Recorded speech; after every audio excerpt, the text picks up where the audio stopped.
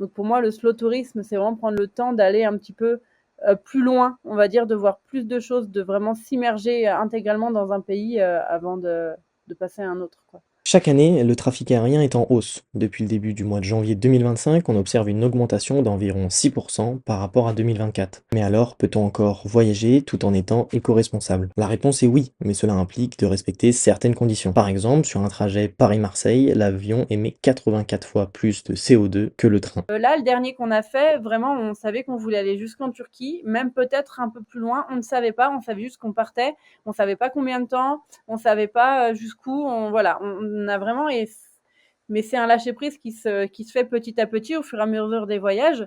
Et c'est vrai que maintenant, ça nous permet en fait de passer autant de temps qu'on veut à chaque endroit. Cela permet de soutenir une économie locale, d'éviter la surcharge des zones ultra touristiques. C'est aussi dans ces moments-là, c'est aussi en restant 2, 3, 4, 5 jours dans un même endroit que les locaux vont finir par exemple, être attirés par la chose, venir poser des questions, venir à notre rencontre. Forcément, ça a rien à voir, en fait. D'entretenir un lien plus respectueux avec la nature.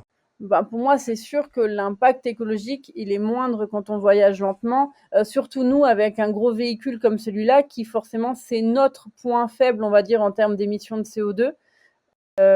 Forcément, ça consomme beaucoup. J'avais déjà fait le calcul à titre d'information par rapport à la moyenne des Français. Alors, convaincu par un tourisme plus éco-responsable? Dites-nous tout en commentaire.